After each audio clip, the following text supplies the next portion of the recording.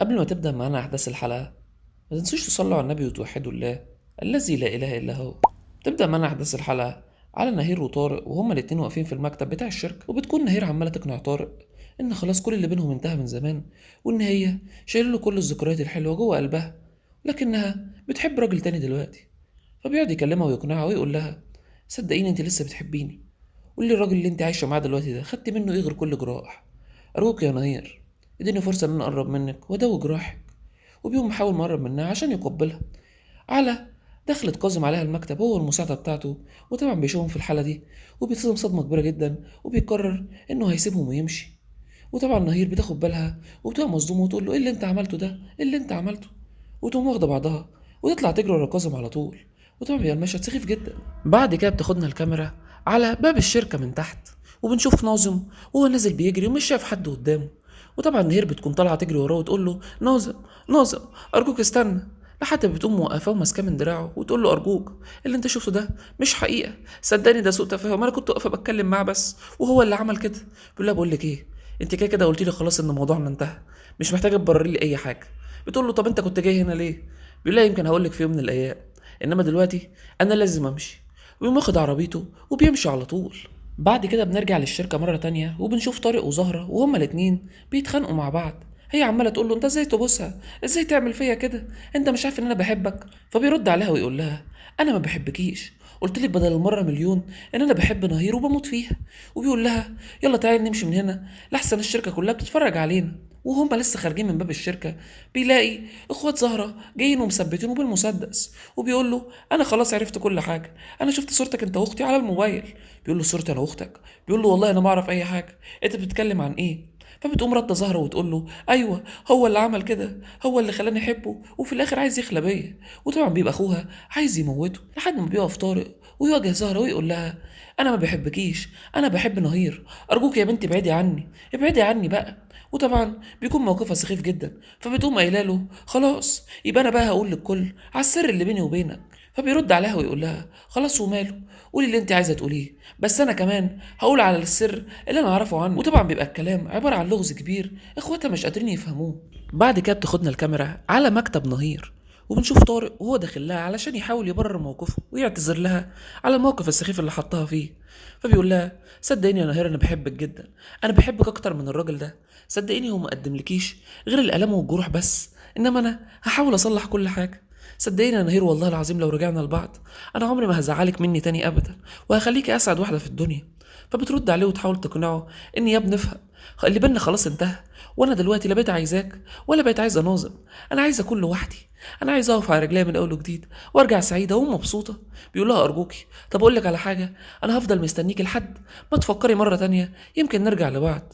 فبتقول له: يبقى هتفضل مستني كتير زي ما استنيت السنين اللي فاتت دي كلها على الفاضي. بيقول لها: صدقيني انا اكتر انسان في الدنيا بيحبك واكتر انسان هيسعدك. وبتقوم واخده بعدها وماشيه على طول. بعد كده بنشوف بهار وهي نازله من الشركه من عند كاظم. طبعا دارت بينهم مناقشه كده انا ما حبيتش اعرضها عليكم لانها ما كانش ليها اي ناتج، ولكنها بنشوفها هي بتحاول تتصل بالبنت اللي اسمها عذراء علشان تقنعها ان هي تيجي تعترف ان هي السبب في كل حاجه حصلت في الحلقات اللي فاتت. فبتبقى متردده جدا ومش عارفه ترد عليها ازاي، وبتكون مع شريكها في البيت وبتقول له: شايف، هي بتتصل بيا، اعمل انا ايه دلوقتي؟ هي دلوقتي زمانها بتتصل بيا علشان عايزين اروح اعترف بكل حاجه لناظم، وانا ما ينفعش ادخل السجن. ولكنه بينهارها ويقول لها: ايه يعني المشكله ما تدخلي 4 ولا 5 شهور السجن وبعد كده هتخرجي وحياتنا هتبقى زي الفل لما هتاخدي منها كل الفلوس اللي هي هتديها لك وعرضتها عليكي. فبتقول له: انا لو دخلت السجن هاخدك معايا. عارف يعني ياخدك معايا؟ بعد كده بيجي له تليفون وبتقوم ماسكه خشبه وهبدها على دماغه وتاخد مفاتيح الموتوسيكل وتهرب بيها على طول. وطبعا بنبقى مش عارفين هي رايحه على فين بالظبط. وبعد مرور عده دقائق بنشوفه ان هو صحي وبيطلع عشان يدور على المكنه عشان يركبها ويروح وراها، ولكنه بيتفاجئ ان هي سرقتها. وبيبقى مش عارف يركب ايه علشان يطلع يطاردها لحد ما بيلاقي ست جايه ولسه راكنه العربيه بتاعتها حالا، وبيقرر انه هيروح يسرقها. وبعد ما بيسرقها بيطلع يجري على بيت عذراء على طول. واول ما بيوصل للفيلا بيقول لهم: عذراء فين؟ وبيتهجم على البيت وبيفضل يدور في كل مكان وما بيلاقيهاش لحد ما هو خارج بيتفاجئ بنهير جايه ومعاها طفل صغير في العربيه، وبتقول له: انت اللي خطفت ابني قبل كده، انت اللي خطفته. وبتقوم طالعة وراه بالعربية علشان تطارده على طول. وفي أثناء تلك المطاردة بتقرر إن هي هتتصل بناظم عشان تبلغه إن هي رايحة وراه، وبتقول له: يا ناظم، يا ناظم، أنا لقيت الولد اللي كان خاطف ابننا. فبيقول لها: أنت بتقولي إيه؟ أنت فين دلوقتي؟ فبتقول له: أنا على الطريق كليوباترا. بيقول لها: ارجعي على طول، ارجعي، أنت كده هتعرضي نفسك للخطر. ولكنها بتكابر لحد ما الولد بيقوم عامل حركة أمريكاني كده، وبتقوم عاملة حادثة وبيغمى عليها. وطبعا بيقرر ان هو هيخطفها ويطلب فدية عشان يعوض خسارته. ولكنه لما بيكلم ناظم بيقول له: اقسم بالله اللي هدمرك. بيقول له: انا عايز منك 2 مليون. بيقول له: مش هشوف الحلوة دي تاني ابدا. وبيقفل معاه الخط وبيقرر انه هيكمل المشوار بعربيتها هي. وبعد مرور بعض الوقت بنشوفه وهو داخل بالعربية في غابة غريبة كده في مكان مقطوع، وبيدخل عشان يحاول يخليها تصحى لانه مش هيقدر يشيلها على ظهره. فبتتخض وتقول له: انت بتعمل ايه؟ وايه المكان اللي انت جبتني فيه ده؟ بيقول لها: يلا امشي معايا بدل ما هموتك ومش هخليك تشوفي ابنك تاني. وطبعا بتتخض وبتمشي معاه وهي ساكتة، ولكنها بتعمل حركة خبيثة جدا ممكن تكون السبب في إنقاذ حياتها بإذن الله.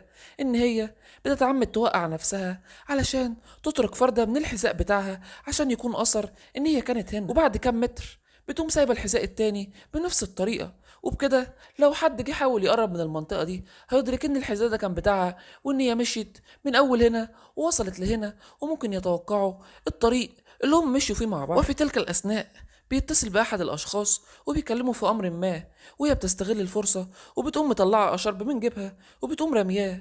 وبكده بتكون سابت بدل الأثر 3، وممكن يكونوا هم دول السبب في إنقاذ حياتها بإذن الله. وبكده بتكون انتهت معانا أحداث الحلقة.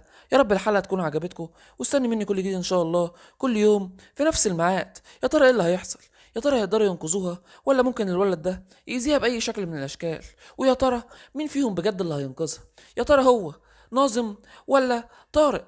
لأن طبعا اللي هيبين فيهم الكرامة وهيبين فيهم القوة إنه يقدر ينقذها هو ده اللي هيكون البطل اللي هيحوز على قلبها بإذن الله. انتظروني ومش هتأخر عليكم، وطبعا ما تنسونيش في التعليق والإعجاب بالقناة والاشتراك وتفعيل زر الجرس.